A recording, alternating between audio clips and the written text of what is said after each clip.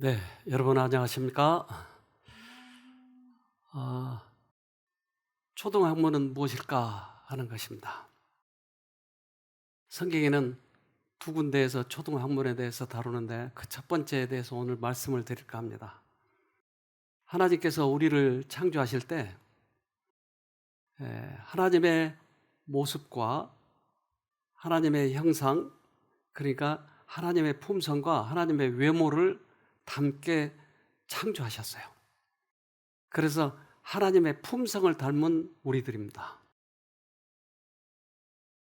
창세기 1장 27절 하나님이 자기 형상 곧 하나님의 형상대로 사람을 창조하시되 남자와 여자를 창조하시고.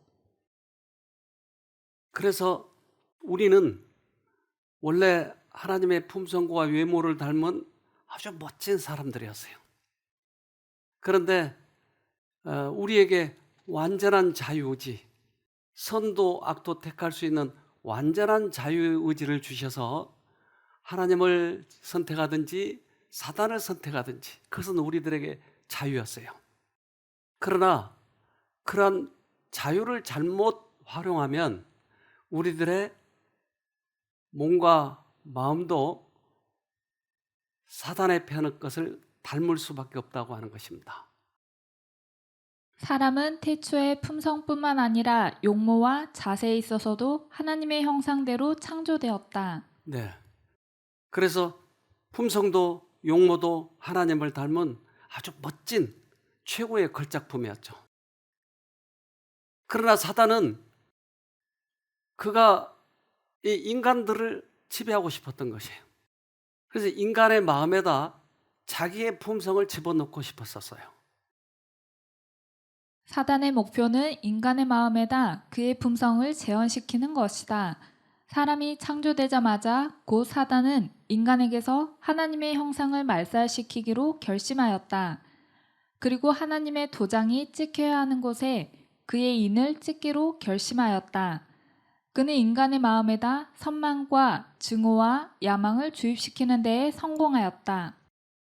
그래서 지금 우리들은 우리들의 형상이 사단을 많이 닮았다고 하는 것이에요.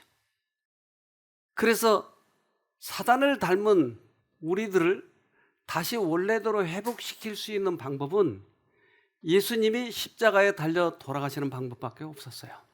유일한 방법입니다. 우리를 다시 하나님의 품성대로 돌려놓는 방법은 십자가밖에 없었다 이 말이죠. 그리스도께서는 잃어버린 것을 회복하기 위하여 오셨다.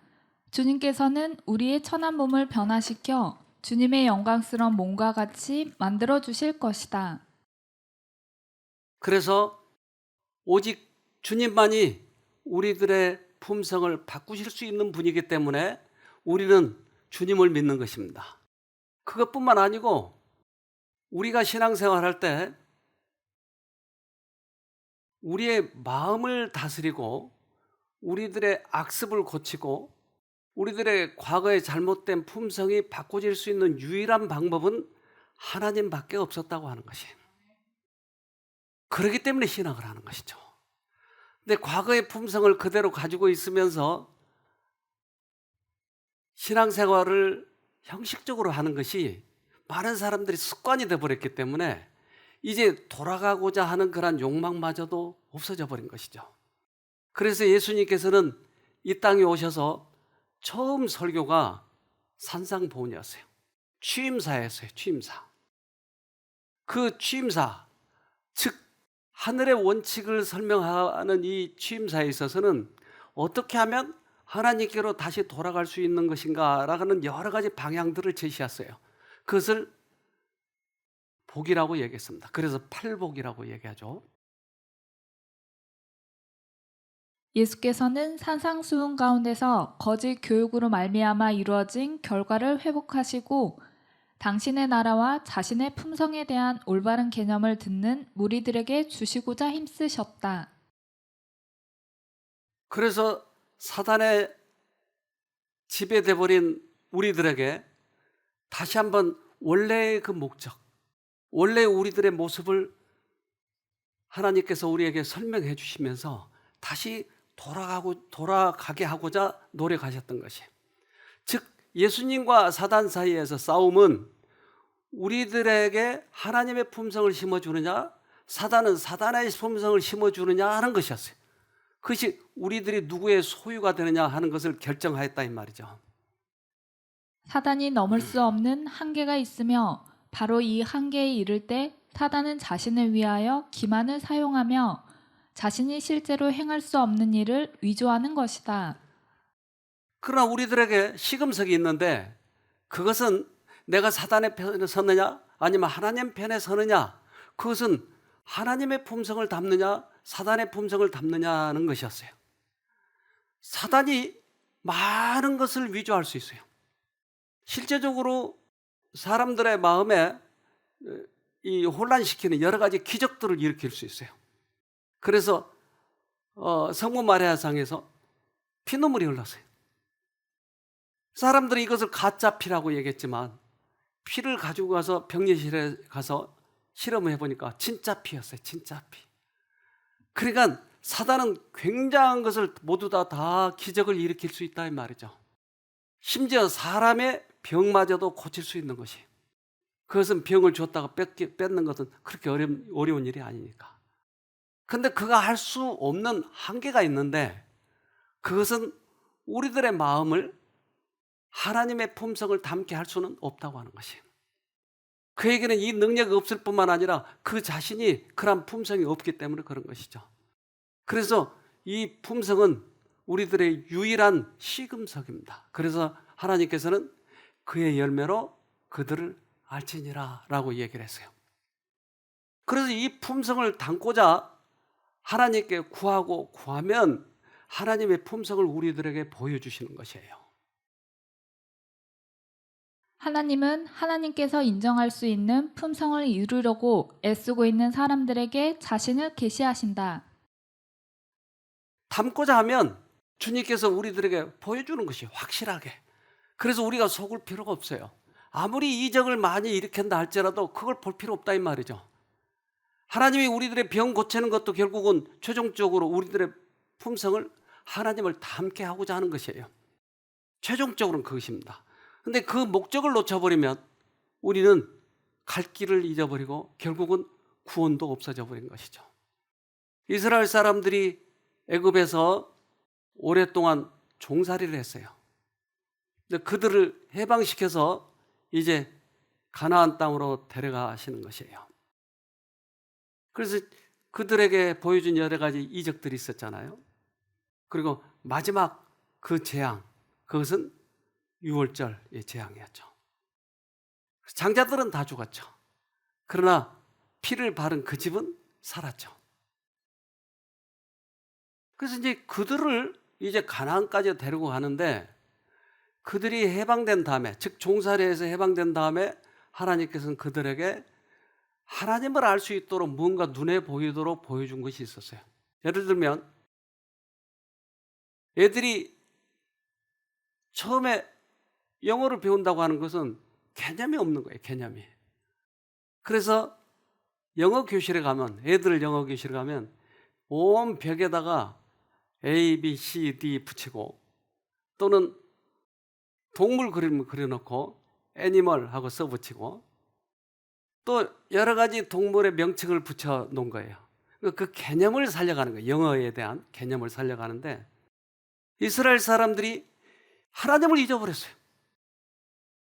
몇백 년 동안 그들은 종살이를 했기 때문에 하나님 자체를 잊어버렸어요. 이들에게 다시 하나님의 존재를 가르쳐줘야 되겠는데 그들에게 그래서 계명을 보여주는 것이었어요. 하나님의 원칙을 보여주는 것이었어요. 애굽에서 나올 때 하나님이 그들에게 주신 율법은 그들의 이해력에 맞춰진 것이었다. 의식 제도의 기본이 되는 규정들은 그들이 구원의 계획의 기초 원리를 이해할 수 있도록 하고 그 축복을 자신들의 것으로 삼을 수 있도록 인도하기 위해 고안됐다. 그래서 하나님을 알려줘야 되겠는데 그들에겐 이 개념이었기 때문에 A, B, C, D를 먼저 가르쳐줘야 되는 거죠. 그러기 위해서는 하나님의 계명을 그들에게 눈으로 보여주는 것을 보여줘야 되는 것이. 이 눈으로 보는 것을 보여야 그들은 하나님을 찾아가는 것이죠. 그래서 하나님의 품성을 글로 써보는 것이 그것이 십계명이었어요. 그러니까 이러한 제도를 통해서, 눈으로 보이는 제도를 통해서 그 너머에 있는 하나님을 알려주고 싶어 했다 이 말이죠. 의식제도는 막 노예 생활에서 해방된 매우 무지한 백성에게 하나님이 주신 것이었다. 성소봉사는 그 의미를 이해할 수 있도록 단순화됐다. 하나님은 유대인이 구속의 위대한 주제에 대한 이 초보적인 접근법에 만족하도록 결코 의도하시지 않았다. 봉사와 희생은 그림자나 상징에 불과했다. 네. 그래서 여러 가지 그런 제도들은 하나님을 가르쳐 주고자 하는, ABC를 가르쳐 주고자 하는, 영어를 가르쳐 주고자 하는 그런 초보적인 그런 제도였다 이 말이죠. 그러니까 그 제도를 통해서 그 너머에 계신 살아계신 하나님, 그분의 품성을 우리에게 알려주고자 했던 것이었어요. 그것이 또한 성소제도이기도 합니다. 성소제도는 그 성소가 모두 다 뭘 가르치냐면 그 너머에 있는 하나님의 품성을 알려주고자 했던 것이에요. 그래서 이스라엘 백성들은 언제나 성소를 가운데 두고 세 지파씩에서 네 쪽으로 이렇게 나눠서 모이게 되죠. 그것은 하나님을 알려주고자 하는 제도였어요. 그것이 성소제도의 궁극적인 목적이었습니다. 오늘날도 구원을 위해 자신의 공로에 의지하는 자는 누구라도 구약시대의 유대인과 유대화주의자들에게 매인 갈라디아 교인들과 동일한 종의 신분에 처해 있는 것이다. 스스로 부과한 의무 혹은 교회의 권위로 부과된 의무가 하나님을 믿는 믿음과 그분의 뜻을 따르는 순종을 대체한다면 영적인 종노릇이 되고 만다. 그래서 우리들에게 이 제도, 성소제도 또는 율법 이런 것을 가르쳐 주신 이유는 궁극적으로 하나님을 알려주고자 하는 것인데 사람들은 그 제도에 굴복시켜버린 거예요, 자기를. 즉 율법을 지켜서 구원 얻으려고 하는 것이에요. 성소제도의 궁극적인 목적은 하나님을 알려주고자 하는 것인데 성소제도 자체가 우리를 구원 얻을 것처럼 제사제도를 만들어버린 것이에요. 그래서 이스라엘 사람들은 그 오랫동안 거기에 매여 있었기 때문에 예수님이 오셨는데도 예수님을 몰라보게 된 것이었어요. 하나님을 몰라보게 된 것이 이것을 초등학문이라고 합니다. 그래서 그 초등학문에 매여버린다고 하는 것은 얼마나 무서운 일인지 몰라요. 우리들이 지금 예배 보는 것도 왜 예배를 보고 있죠? 하나님을 알도록 하기 위한 것이에요. 하나님의 품성을 알도록 하는 것이에요. 그런데 이 예배가 하나의 우리들의 구원 주는 하나의 도구로 사용해버리면 예배라고 하는 것에 매여버리고 하나님을 몰라버린 것이다 이 말이죠. 초등학문에 매여버린 것이에요. 그래서 우리들의 마음 자세가 얼마나 중요한지 몰라요. 지금 우리가 예배를 보고 있지만 사단은 그 예배를 진정으로 드리지 못하도록 하기 위해서 여기에 참여하는 것으로만 끝나버리려고 하는 것이에요. 근데 우리는 이 예배 1시간 내내 하나님을 더 가까이, 하나님의 품성을 알아야 되는 아주 귀중한 시간이에요, 지금이. 아주 귀중한 시간입니다.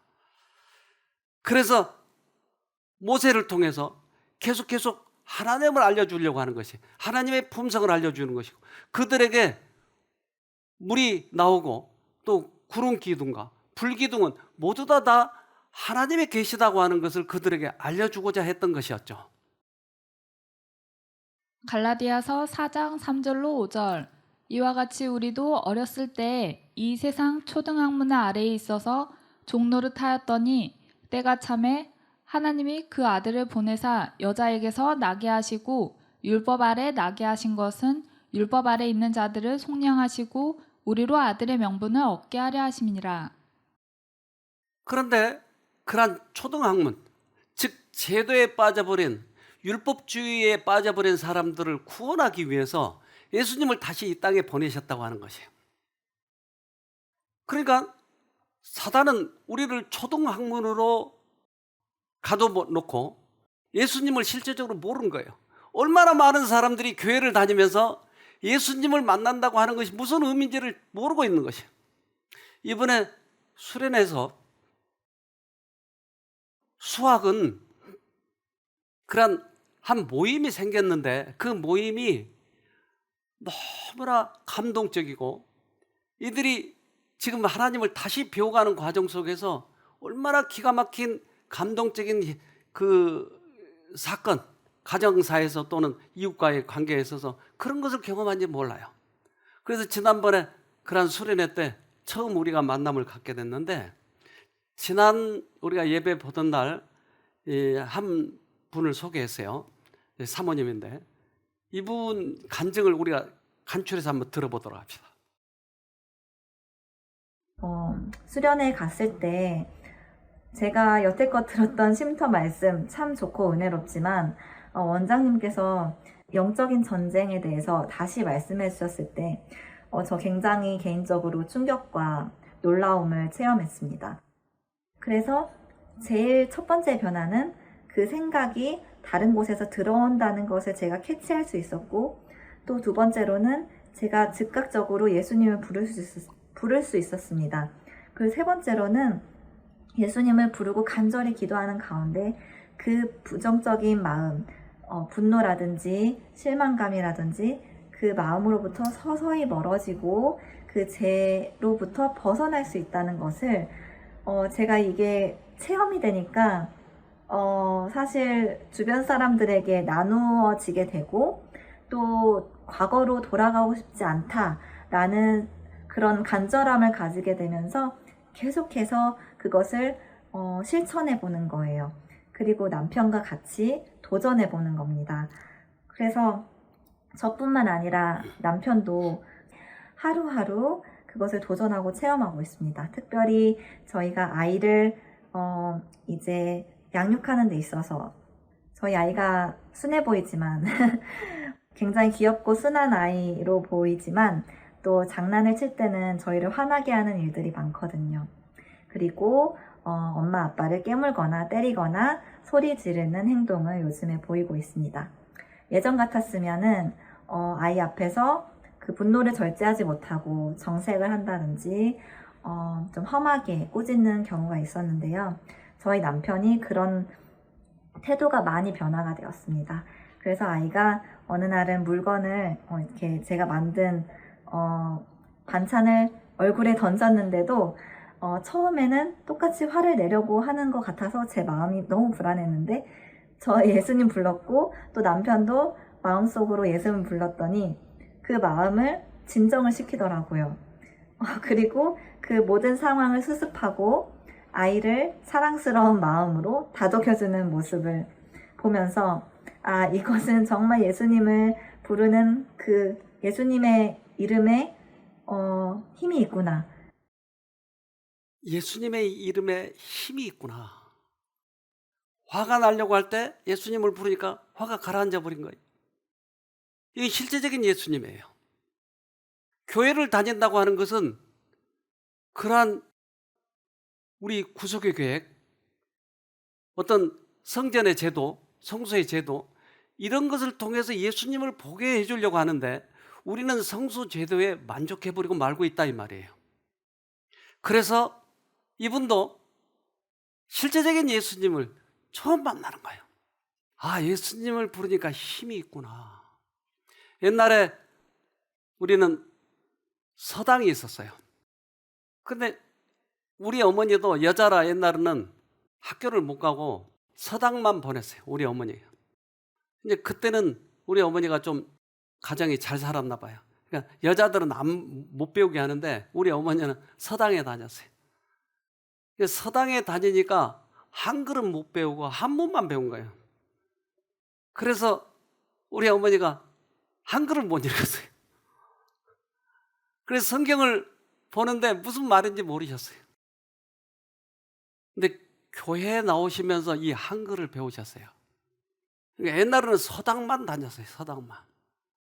그런데 서당을 갈 때는 이제 종들이 그 서당에 데리고 가요. 부잣집 자녀들은.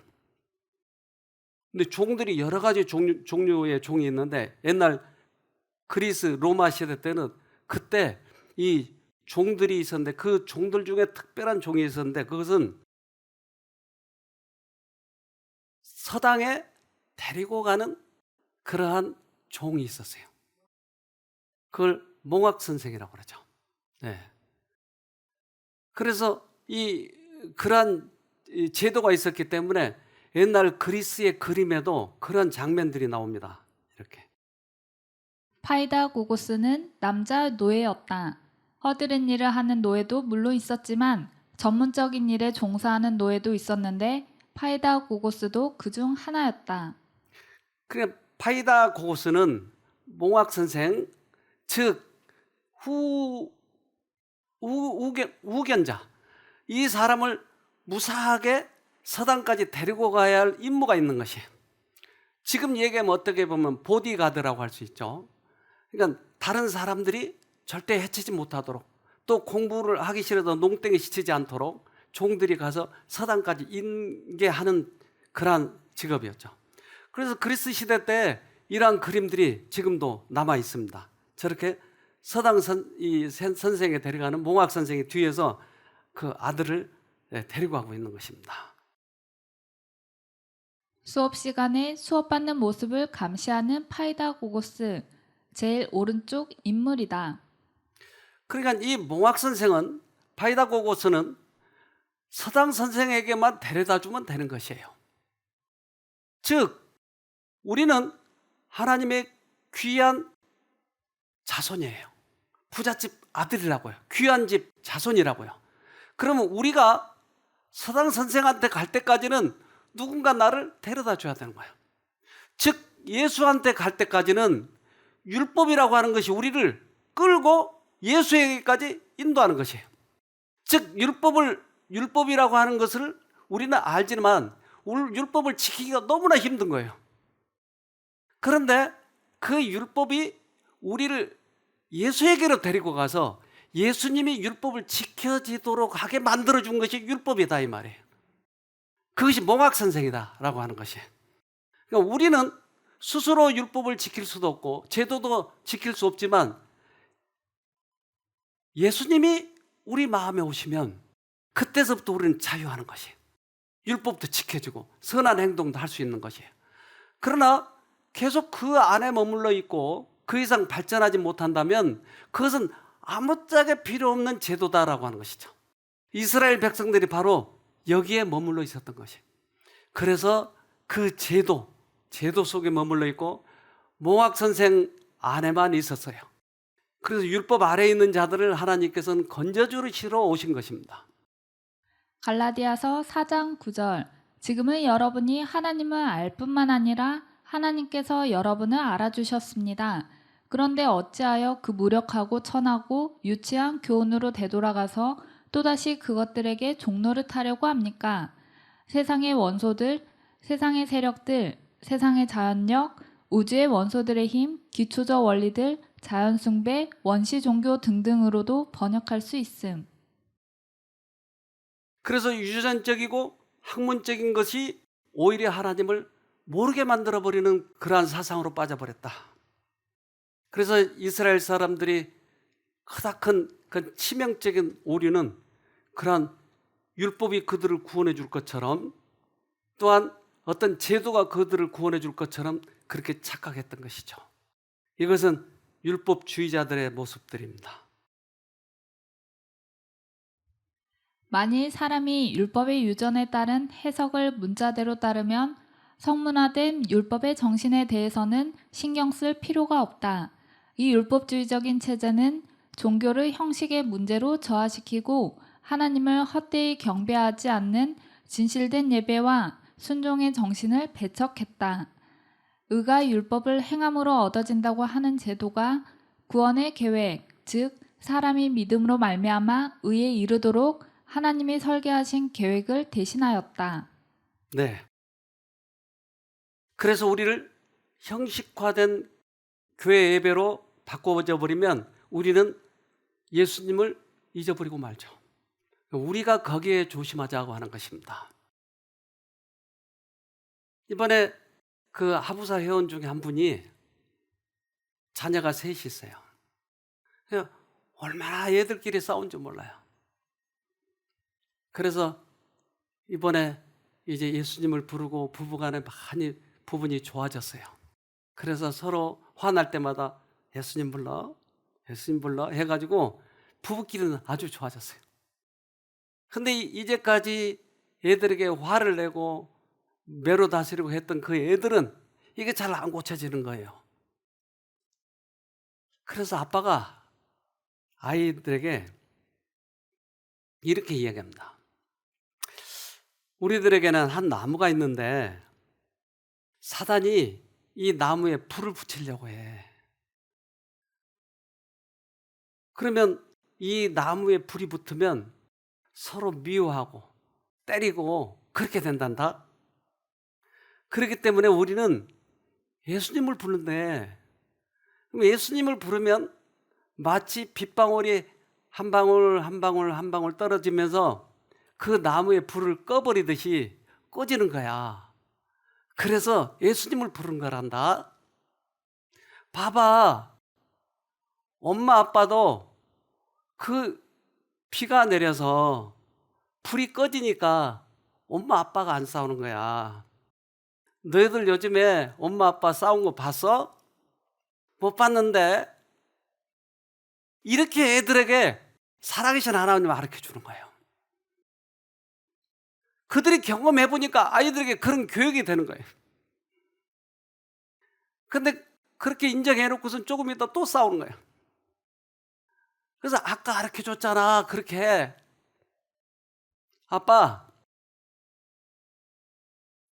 난 나무가 다 타버려가지고 수검댕이가 돼버렸어.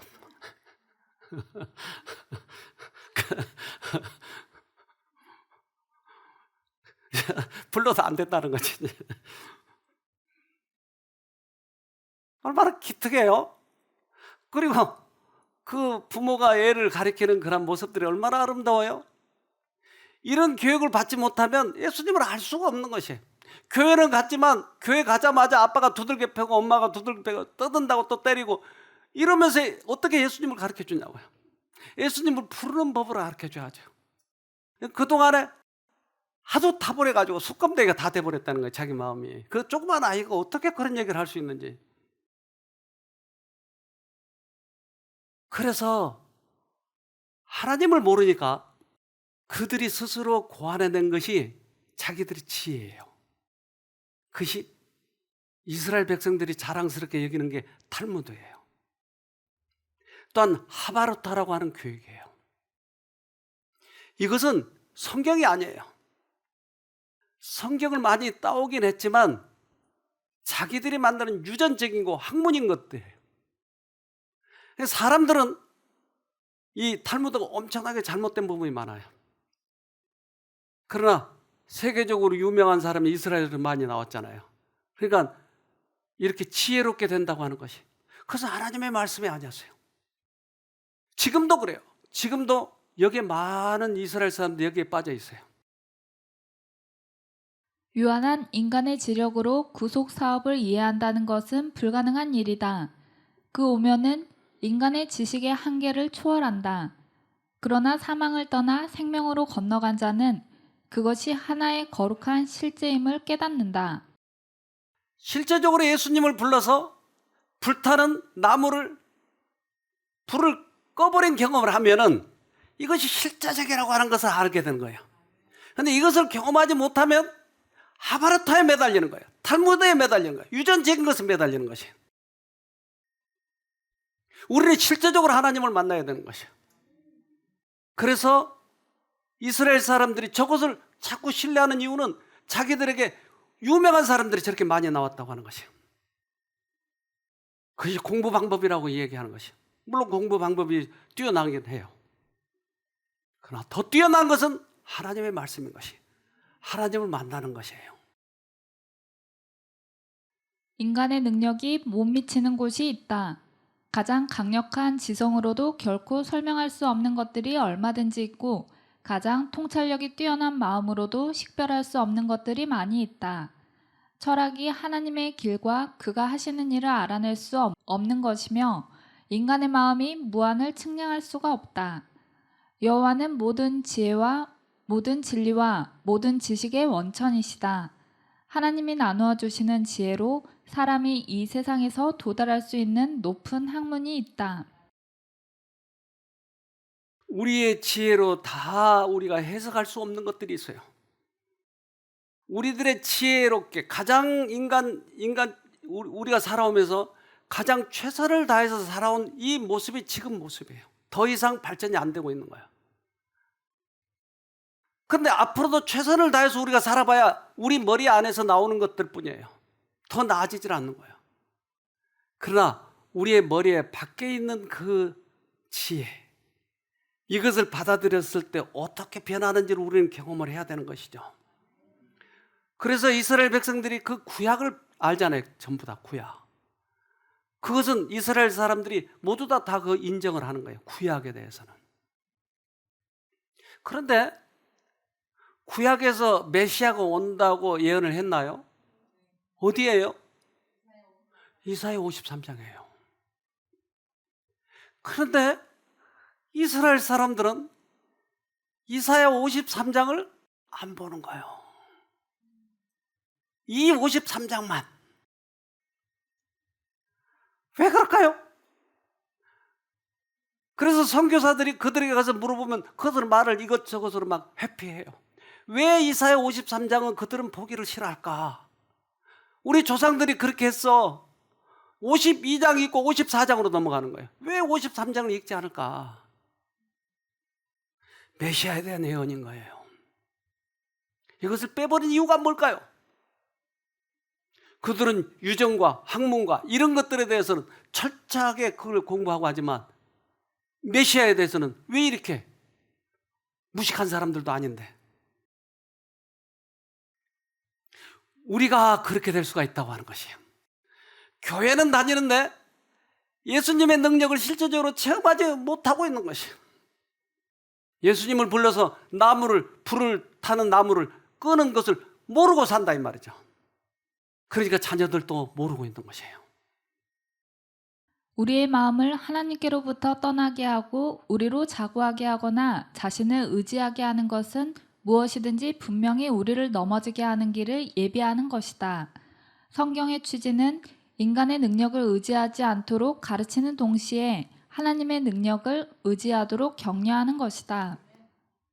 성경은 우리가 실제 상황에서 하나님을 의지해서 죄와의 싸움에서 이기도록 가르쳐 주는 것이에요. 내가 성질이 나의 약점이 들춰나 그럴 때 주님께서 우리들에게 은혜를 베푸셔서 내 마음에 들어오셔서 그 성질을 가라앉게 해준다 이 말이에요. 이것을 경험해 본 사람은 확실해요. 확실해. 그래서 이번에 그 한 분 지난번에 그 우리가 예배 볼 때 소개했던 그분 간증도 요약을 해봤습니다. 한번 들어봅시다. 저는 사실 성격이 너무 급하고 너무 화가 많고 너무 짜증이 많은 사람이라 아이들에게도 또 새 아이를 육아하면서 또 특히 남편에게 저의 생각대로 일이 되지 않을 때 이렇게 화내고 짜증내고 아이들에게 잔소리하고 이제 그런 것들이 저의 삶에 정말 너무 습관처럼 이렇게 돼 있었는데 제가 신랑을 보면서 그리고 제 아이를 보면서 하고 싶은 말들이 여기까지 올라올 때마다 그저 정말 죽기 살기로 예수님을 불렀어요. 예수님, 예수님, 예수님, 예수님. 근데 정말 신기하게 예수님을 부르면 저의 마음속에 들었던 생각들, 잡념들, 그리고 제가 하고 싶었던 말들이 싹 하고 내려가는 거예요. 근데 오늘도 아침부터 계속 예수님을 불렀어요. 제 안에 드는 모든 잡념이 들어올 때마다 그저 예수님을 부르고 또 부르고 또 부르고 그런데 그렇게 부르다 보니까 어느새 5시가 된 거예요. 원래 5시 안에 모든 게 딱 끝내줘야 되는데 주변을 돌아보니까 아직 집 정리가 끝나지가 않은 거예요. 빨래도 개어져 있지 않고 제 나름 열심히 한다고 예수님 부르면서 집을 치웠지만 끝나지 않았는데 정말 신기한 건 제 마음에 초조함과 불안함이 없는 거예요. 그저 평안한 거예요. 사실 저에게서 이건 정말 신기한 일이거든요. 딱 끝나 있어야 되는데 그렇지 않음에도 불구하고 제 마음이 평안있고, 그리고 또 한 가지는 오늘 교회 가서 사실 예배를 제가 새 아이를 옆에 끼고 예배를 거의 드리지를 못해요. 두 돌 된 제 막내 아이는 뭐 찢고 던지고 소리 지르고 울고 불고, 예배 시간이 항상 그러면 저는 또 끌고 나가서 애를 좀 또 때리고 와서 또 밖에서 울고, 거의 이런 시간이 반복이었었는데 오늘은 예배가 시작된과 동시에 진짜 예수님 부르는 싸움을 했어요. 오늘도 역시나 이 아이가 예배를 방해하고 던지고 찢고 시끄럽게 하고 뭐 여러 가지 행동들을 했는데, 중요한 건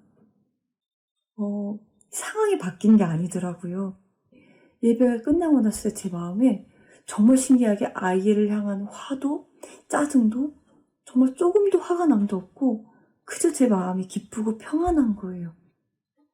그래서 제가 느낀 건 예수님을 부르면 어떤 기적, 그런 것들이 있을 거라 생각했는데 그게 아니라 더 큰 기적이 있더라고요. 제 마음의 평안. 정말 오랫동안, 그 오랜 신앙을 36년간 동안 신앙을 해왔지만 제 마음 가운데 가지지 못했던 평안과 행복과 그 화평이 제 마음에 있는 거예요. 정말 새롭게 목회가 아니라 신앙을 아예 새로 하고 있어요. 정말 다 잘못됐더라고요. 다 잘못됐고. 그래서 정말 어린아이 같은 심정으로 신앙을 아예 새롭게 시작하고 있어요. 36년 동안 초등학문에 있었던 것이죠. 모든 것이 새롭게 시작이 되는 거죠. 이것을 할 수 있을까요? 우리 힘으로는요, 못해요. 근데 우리 힘으로 할 수 있다고 생각한 게 초등학문이에요. 그래서 하나님께서는 에스겔서에 에스겔을 불러요. 그리고 말이야, 골짜기에 뼈가 가득 있단다. 근데 너 그 뼈로 생명을 얻게 할 수 있어? 사람 되게 할 수 있어? 하고 하나님이 물어보시는 거예요. 에스겔 37장 3절. 그가 내게 이르시되 인자야 이 뼈들이 능히 살겠느냐 하시기로 내가 대답하되 주 여호와여 주께서 아시나이다. 요지가 이 죽은 뼈를 네가 살게 할 수 있느냐는 것이었어요. 여러분 할 수 있어요? 불가능해요. 우리 인간의 힘으로는 뼈밖에 남아있지 않는, 형식주의만 남아있는 우리들에게 생명을 불어넣을 수 있느냐 하는 것이에요. 생명을 불어넣을 수 있는 것은 주님밖에 없는 것이에요. 뼈가 사람이 되는 것은 주님만 할 수 있는 것이에요. 아무도 할 수 없어요. 그런데 우리는 그 형식 속에서 생명을 불어넣으려고 애를 쓰고 있으니 얼마나 답답하겠어요. 주님께서는 당신의 생명을 우리에게 넣어줄 수 있다고 하는 것이었어요. 질문은 인자의 이 뼈들이 능히 살겠느냐는 것이었다. 그 선지자는 주 여호와여 주께서 아시나이다라고 대답하였다. 이 죽은 사람들의 뼈들을 가지고 무엇이 사람의 힘과 능력을 갖게 할 수 있단 말인가? 선지자는 그 뼈들에 생명을 줄 수 있는 가능성을 전혀 볼 수 없었다. 그러나 그가 보고 있을 때 하나님의 능력이 역사하기 시작하였다. 보고 있을 때 뼈가 살아나가지고 사람이 되는 거예요. 뼈밖에 안 남아있는 이 교회들, 형식주의만 남아있는 이 교회에 생명을 불어넣어줄 수 있는 건 하나님의 능력밖에 없다니까요. 그러면 이 경험을 한 사람들이 이것을 알려줘야 되는 거예요. 여러분 마음에 하나님의 능력을 체험했나요? 그렇다면 이것을 알려줘야 돼요. 뼈들에게 사람 되게 할 수 있는 생명력을 불어넣어 줄 수 있는 분은 하나님밖에 없어요. 이걸 알려줘야 돼요. 우리 그 일을 하도록 하십시다.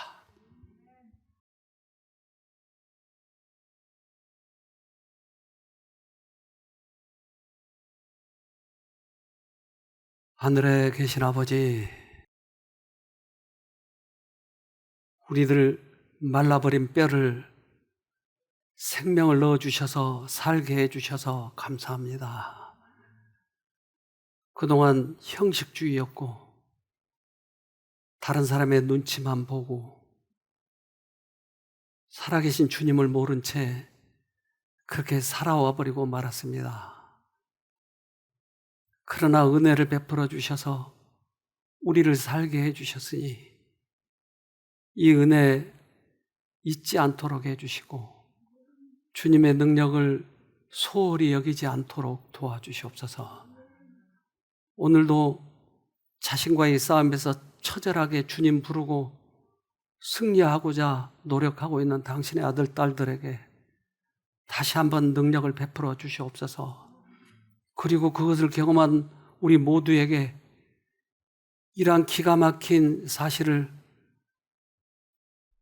다른 사람들에게 알려주는 우리들이 되도록 도와주시옵소서. 너무나 지금은 세상의 형식주의에 빠졌기 때문에 교회들은 늘어나고 겉의 모습들은 화려하게 변하고 있지만 예수님이 없어 멸망해 가는 것을 봅니다. 그래서 이스라엘 백성들이 멸망한 것처럼 멸망하기 전에 저희들을 사용하여 주셔서 그들을 깨우게 하시고 새 천사의 기별을 전하도록 해주셔서 하나님의 은혜를 경험하고 회복되는 뼈들이 살아난 경험을 할 수 있도록 은혜 베풀어 주시옵소서. 이번 또 수련회를 통해서 많은 사람들이 새롭게 시작하고자 하는 마음을 갖게 되었습니다. 그 마음이 식어지지 않도록 하시고 그들을 위해서 기도하게 해주시고 그래서 우리 모두 같이 하늘에 가는 특권 얻을 수 있도록 축복해 주시옵소서. 아직도 질병과 싸우고 있는 당신의 아들, 딸들 은혜를 베풀어 주셔서 회복되도록 도와주시옵소서. 지금도 교회를 위해서 헌신하고 또 별관을 위해서 헌신한 당신의 아들, 딸들이 있습니다. 보이지 않는 곳에서 손을 펴고 헌신한 그들에게 은혜를 베풀어 주셔서 더 크게 축복을 얻을 수 있도록 은혜 베풀어 주시옵소서. 우리를 죄에서 구원하신 예수님 이름으로 기도합니다. 아멘.